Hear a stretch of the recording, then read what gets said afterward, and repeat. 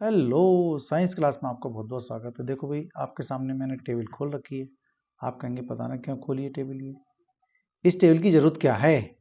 तो जरूरत ही है, तभी मैंने ये टेबल को खोल करके आपको, मैं समझ रहा हूं कि आपके क्वेश्चन ये चिन्ह आपसे आएंगे।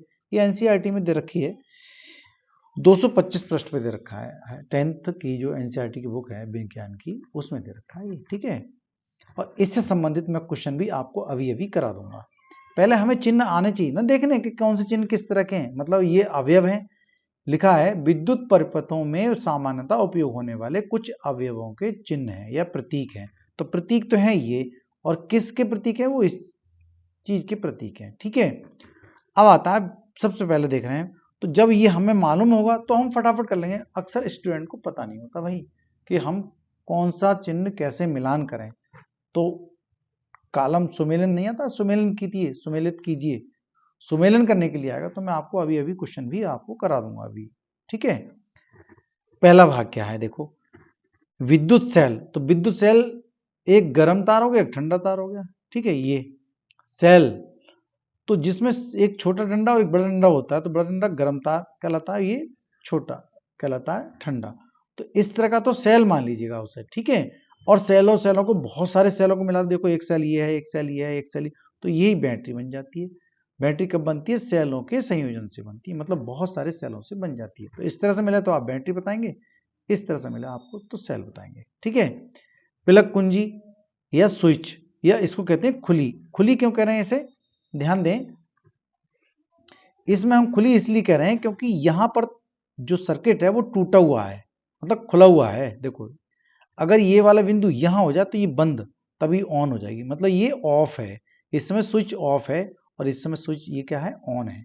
तो ये बंद कुंजी या प्लग कुंजी कैसी है? बंद। यह बंद है स्विच, मतलब बंद स्विच का मतलब पूरा तार। अब ये क्या है? टूटा हुआ तार नहीं है, ये जुड़ा हुआ तार कहलाता है, ठीक है। जब तार जुड़ा हुआ होगा, ओपन सर्किट नहीं, खुली सर्किट नहीं है ये खुली सर्किट ये है, ये बंद सर्किट है। जब हमारे तार सभी तरफ से लगे होंगे तभी तो बिजली दौड़ेगी, उसमें जाएगी नहीं जाएगी।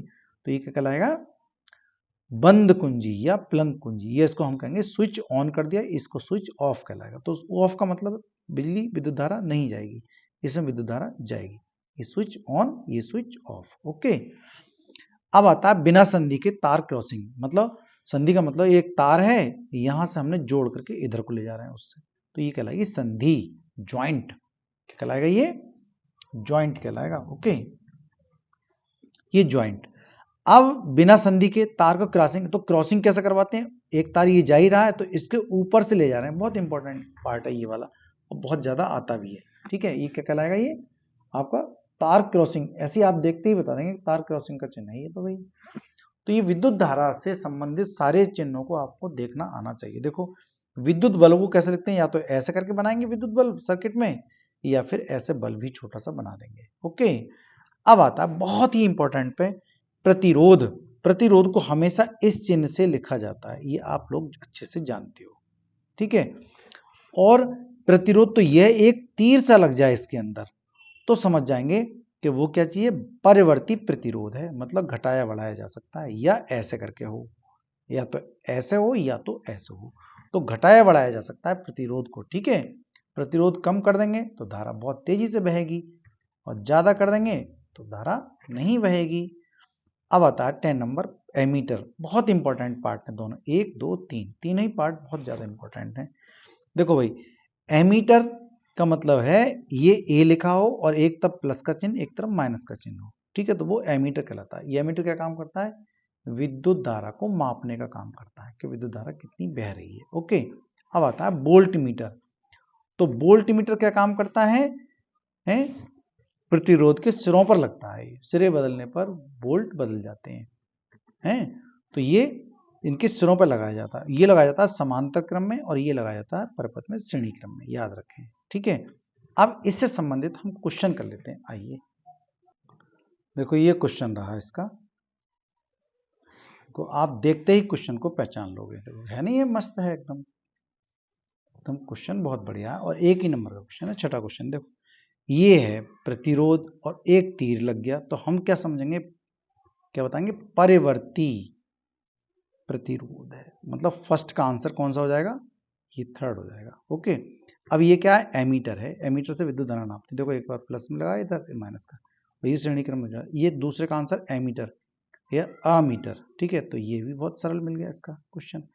अब ये क्या है बताओ, खुद ही बताओ आप लोग, ये है विद्युत सेल, अगर ऐसे डंडे लगे होते और तो कहलाती बैटरी, तो ये विद्युत सेल का तीसरे का दूसरा पार्ट सही है, ये वाला सही हो गया।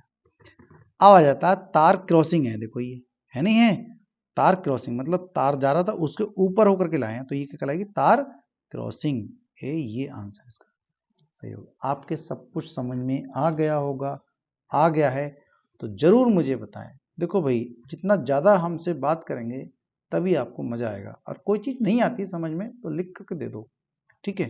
थैंक यू, अगला सवाल भी मैं करवा लेता हूँ संबंधित इसी से ही। Okay, thank you, have a nice day.